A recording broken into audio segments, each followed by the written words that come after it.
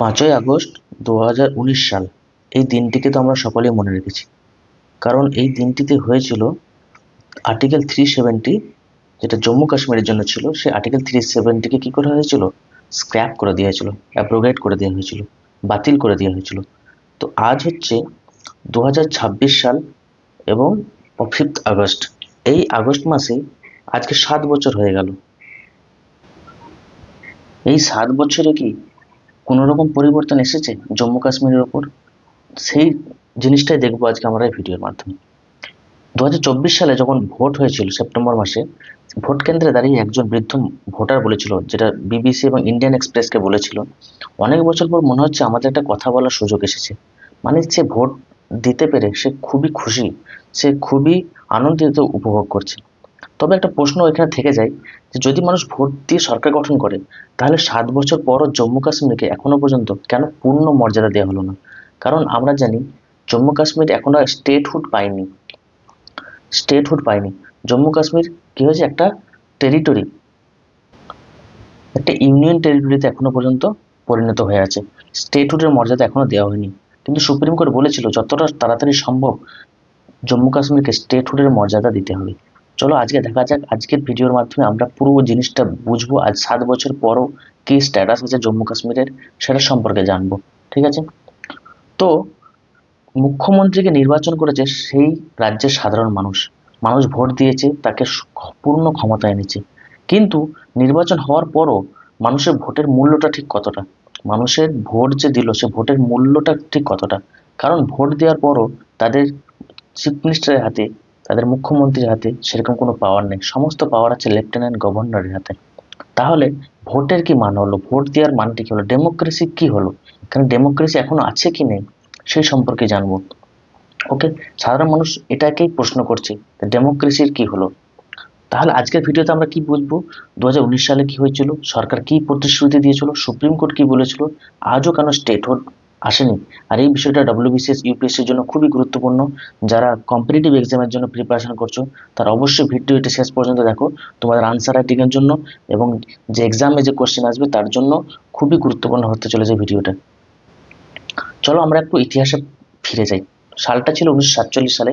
সেই সময় দেশ ভাগ হয়েছিল, এবং দেশ ভাগের সময় জম্মু কাশ্মীর কি ছিল? একটা প্রিন্সলি স্টেট। প্রিন্সলি স্টেট বলতে কি, যে স্টেটটা ছিল তোমার সরাসরি কোনো রাজার অধীনে রাজা সেখানে রুল করতো। সেখানে ইংরেজদের সরাসরি তোমার কি রুল ছিল না। ইংরেজরা রাজার মাধ্যমে রাজাকে সমস্ত পাওয়ার দিয়েছিল। সেই রাজার মাধ্যমে কি ইংরেজরা সেখানে কি করতো, ব্রিটিশরা সেখানে রুল চালাতো। সেই রাজ্যটাকে বলা হয় তোমার প্রিন্সলি স্টেট। সেরকম একটা রাজ্য ছিল তোমার জম্মু কাশ্মীর, সেই কারণে সেটাকে বলে প্রিন্সলি স্টেট। ওকে, তো যখন দেশ ভাগ হয়ে যায়, জম্মু কাশ্মীর ছিল প্রিন্সলি স্টেট, এবং সেখানে একটা রাজা ছিল, রাজাটার নাম ছিল রাজা হরি সিং। হরি সিং, তিনি ছিলেন রাজা। রাজা হওয়ার সময় তিনি কিন্তু ভারতবর্ষের সঙ্গে পুরোপুরি 1947 সালে যোগ দেননি। তিনি কি করেছিলেন? কিছুদিন ওয়েট করেছিলেন।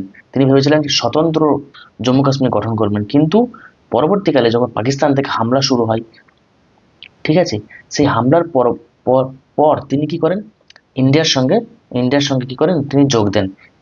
সেটাকে একটা সাইন করেন, সেটাকে বলে ইনস্ট্রুমেন্ট অফ অ্যাক্সেশন। 26 অক্টোবর 1947 সাল, এই ডেটটাকে মনে রাখবেন। 26 অক্টোবর 1947 সালে রাজা হরি সিং ইনস্ট্রুমেন্ট অফ অ্যাক্সেশনে কি করে? সাইন করে। এবং ইনস্ট্রুমেন্ট অফ অ্যাক্সেশনে সাইন করার পর তিনি কি করেন? ভারতীয় সেনা সেখানে যায় এবং পাকিস্তানের হাত থেকে জম্মু কাশ্মীরকে মুক্ত করে এবং ভারতবর্ষের সাথে কি যোগ করে দেয়। এবং তখন থেকে জম্মু কাশ্মীর হয়ে ওঠে ভারতবর্ষের একটি অভিন্ন অংশ। ঠিক আছে? এবং তারপরে আর্টিকেল 370 ইনক্লুড করা হয়, এবং আর্টিকেল 370-এর মাধ্যমে জম্মু কাশ্মীরকে একটা স্পেশাল স্টেটের মর্যাদা দেওয়া হয়। এই আর্টিকেল 370-এর মাধ্যমে জম্মু কাশ্মীর কি হয়েছে? নিজস্ব কিছু, তার স্বাধীনতা ছিল, নিজস্ব কিছু কাজ করতে পারতো, যেটা অন্যান্য স্টেটের ছিল না। তো এই 370টি, আর্টিকেল 370 কি হয়? 2019 সালে আমাদের এনডিএ গভর্নমেন্ট সেটাকে স্ক্র্যাপ করে দেয়। স্ক্র্যাপ করার পর তাদের সরকারের যুক্তি কি ছিল? সরকার যুক্তি দিয়েছিল যে যদি আর্টিকেল 370 না থাকে, তাহলে কি হবে? সরকার কি করবে? আর্টিকেল 370 কি করছে? আমাদের স্বরাষ্ট্রমন্ত্রী বা আমাদের হোম মিনিস্টার অমিত শাহ কি বলেছিলেন? আর্টিকেল 370 সেপারেটিজমকে কি উৎসাহ দেয়। মানে আর্টিকেল 370-এর মাধ্যমে কি হয়? কিছু মানুষ ওখানে ছিল যারা ইন জম্মু কাশ্মীরকে ইন্ডিয়ার থেকে আলাদা করতে চাইছিল, তাই সেপারেটিজম তৈরি হচ্ছিল। সেই কারণে সেটাকে বন্ধ করার জন্য আর্টিকেল 370টাকে হাঁটানো খুবই জরুরি ছিল। এটা ছিল আমাদের প্রথম যুক্তি, আমাদের এনডিএ সরকারের। দ্বিতীয় যুক্তি কি ছিল? আর্টিকেল 370 ফলে ওখানে কি হচ্ছিল, অনেক রকম উন্নতি হচ্ছিল না, উন্নয়ন করা যাচ্ছিল না। কারণ আর্টিকেল 370 যদি ওখানে স্ক্র্যাপ করে দেওয়া হয়, তাহলে সেখানে কি বিভিন্ন ইনভেস্টমেন্ট হবে, বিভিন্ন কোম্পানি যাবে, তার ফলে কি হবে, সেখানে চাকরি বাড়বে, দুর্নীতি কমবে এবং বিনিয়োগ বাড়বে। সেই কারণে সে উন্নয়নের জন্য সরকার বলেছিল আর্টিকেল 370কে হাঁটানো দরকার। তৃতীয় যুক্তি কি ছিল? নিরাপত্তা। আর্টিকেল 370 জন্য আমাদের কেন্দ্র সরকারের অনেক কিছু হাত পা বাঁধা ছিল, যেখানে কেন্দ্র সরকার ঠিকমতো কাজ করতে পারতো না। সেই সময় কি সন্ত্রাসী গতিবিধি ওখানে দেখা দিচ্ছিল, সেই সন্ত্রাস গতিবিধিকে বন্ধ করার জন্য কেন্দ্র সরকারের সরাসরি হস্তক্ষেপ প্রয়োজন ছিল। সেই কারণে আর্টিকেল 370কে হাঁটানো যুক্তিযুক্ত ছিল। এটাই মনে করেন আমাদের এনডিএ সরকার বা আমাদের গভর্নমেন্ট। তো এই সমস্ত কারণে সরকার কি করেছিল, আর্টিকেল 370কে স্ক্র্যাপ করে দিয়েছিল। এরপর ডেটটা আসলো 5ই আগস্ট 2019 সালে। আর্টিকেল 370কে বাতিল করে দেয় এবং জম্মু কাশ্মীর এবং লাদাখ নামে দুটো ইউনিয়ন টেরিটরি বানানো হয়। জম্মু কাশ্মীরকে ভেঙে দেওয়া হয়, জম্মু কাশ্মীরকে ভেঙে একটিকে জম্মু কাশ্মীর এবং একটিকে লাদাখ, দুটো ইউনিয়ন টেরিটরিতে পরিণত করা হয়। এবং এই দুটো ইউনিয়ন টেরিটরি কি হয়, আমাদের সরাসরি কেন্দ্র সরকারের হাতে থাকে, কেন্দ্র সরকারের সমস্ত পাওয়ার থাকে। সেখানে একজন এলজিকে নিয়োগ করা হয় এবং এলজির মাধ্যমে কেন্দ্র সরকার সরাসরি সেখানে কি করতে পারে, তোমার হস্তক্ষেপ করতে পারে। যখন আর্টিকেল 370কে স্ক্র্যাপ করে দেওয়া হয়, সেখানে দেখা যায় একটা লকডাউনের পরিস্থিতি। সেখানে হাজার হাজার সেনা মোতায়েন করা হয়, অনেক রাজনৈতিক নেতাকে গৃহবন্দী করে দেওয়া হয়, ইন্টারনেট বন্ধ করে দেওয়া হয় এবং কারফিউ ও যোগাযোগ ব্যবস্থাকেও বন্ধ করে দেওয়া হয়, কারফিউ লাগানো হয়, যোগাযোগ ব্যবস্থাকেও বন্ধ করে দেওয়া হয়। ঠিক আছে, একটা একটা লকডাউনের মতো পরিস্থিতির সৃষ্টি করে। কারণ কি, সেখানে সন্ত্রাসী গতিবিধি, টেররিজম টেররিজম বেড়ে যেতে পারে। সেই কারণে কি করে আমাদের সরকার এই জিনিসগুলো করতে বাধ্য হয়। এরপর আমরা দেখব ক্ষমতার ভাগাভাগিটা কি। একজন এলজি নিযুক্ত হন, তিনি নির্বাচিত নন, তাকে কি করা হয়, ডিরেক্টলি অ্যাপয়েন্ট করা হয় সেন্ট্রাল গভর্নমেন্টের দ্বারা। সেন্ট্রাল গভর্নমেন্ট কি করে, ডাইরেক্টলি অ্যাপয়েন্ট করে। এবং মুখ্যমন্ত্রী নির্বাচিত হন জনতার কাছে, তাই তিনি জনতার কাছে দায়বদ্ধ হতে থাকেন। কিন্তু এলজি কোনো রকম নির্বাচিত নন, তাই তিনি কোনো রকম দায়বদ্ধ নন। 2024 সালের একটা রুল ছিল ট্রানজাকশন অফ বিজনেস রুল। এই ট্রানজাকশন অফ বিজনেস রুল অনুযায়ী পুলিশ প্রশাসন, টেলিকমিউনিকেশন এবং আরো কিছু গুরুত্বপূর্ণ বিষয়কে কি করা হয়, এলজির হাতে দিয়ে দেওয়া। এক্ষেত্রে কি হয়, মুখ্যমন্ত্রীর দায়িত্ব আছে কিন্তু পূর্ণ ক্ষমতা নাই। এটাকেই বলা হয় অ্যাকাউন্টেবিলিটি ছাড়া দায়িত্ব। ঠিক আছে, কোনো রকম ক্ষমতা নাই কিন্তু দায়িত্ব আছে। ভোটে জবাবদিহি করতে হয় মুখ্যমন্ত্রী, কিন্তু আসল সিদ্ধান্ত নেন কে, এলজি নেন। তো এখানে একটা ডেমোক্রেসির একটা ফ্লজ দেখা দেয়। ঠিক আছে, কারণ কি, একজনকে নির্বাচন এলজির হাতে সমস্ত পাওয়ার, কিন্তু অ্যাকাউন্টেবিলিটি কাকে হতে হয়, চিফ মিনিস্টারকে হতে হয় অ্যাকাউন্ট। কারণ কি, মানুষ তাকে ভোটে জিতিয়েছে। এরপর আমরা দেখবো সুপ্রিম কোর্টের কি অবস্থা। আর্টিকেল 370 নিয়ে সুপ্রিম কোর্ট কি বলছে। 2025 সালে অক্টোবর মাসে সুপ্রিম কোর্টে এই ইস্যুতে শুনানি করা হয় এবং এর ফলে যে পিটিশনগুলো জমা পড়া হয়েছিল তার উপর কেন্দ্রকে 4 সপ্তাহ সময় দেওয়া হয় এবং 4 সপ্তাহ সময় দিয়ে জবাব দেওয়ার জন্য। যে আমাদের সলিসিটর জেনারেল তুষার মেহতা কোর্টে বলেন, জম্মু কাশ্মীর অনেক অগ্রগতি হয়েছে, নির্বাচন শান্তিপূর্ণ হয়েছে এবং নির্বাচিত সরকারও এসেছে, কিন্তু রাজ্যের মর্যাদা কখন ফিরবে তার কোনো নির্দিষ্ট সময়সীমা এখনো বলা হয়নি। সুপ্রিম কোর্ট অনেক আগেই বলে দিয়েছিল রাজ্যের মর্যাদা অ্যাট দ্য আর্লিয়েস্ট ফিরিয়ে দিতে হবে, যত তাড়াতাড়ি সম্ভব রাজ্যকে ফিরিয়ে আনতে হবে, স্টেটহুড ফিরিয়ে আনতে হবে। কারণ আমরা এটা দেখেছি, জম্মু কাশ্মীরকে একটা ইউনিয়ন টেরিটরি, আগে কি ছিল, স্টেট ছিল। তাই একটা রাজ্যকে স্টেটহুড থেকে ইউনিয়ন টেরিটরি করে দেওয়া হয়েছে, এটা কাম্য নয়। তাই স্টেটহুডটাকে ফিরিয়ে আনতে হবে। ইউনিয়ন টেরিটরি করেছো ঠিক আছে, কিন্তু যতটা তাড়াতাড়ি সম্ভব স্টেটহুডে আবার ফিরিয়ে আনতে হবে, এটা সুপ্রিম কোর্ট অনেক আগেই বলে দিয়েছিল।